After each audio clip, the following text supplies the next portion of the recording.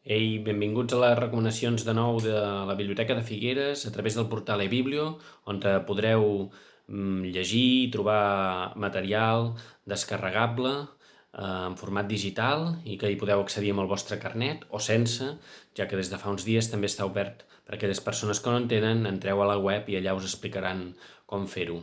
Avui ens centrem en novel·la juvenil. Fa més de 10 anys que tenim un club de lectura juvenil a la biblioteca i han passat molts joves que s'han anat fent grans i també alguns autors, entre ells el figuerenc Àngel Burgues, de qui aquest any hem llegit el Tots estimem l'Emma, que el tenim just aquí, i que l'Àngel ens va visitar al mes de gener i que vam fer una tertúlia ben engrescadora.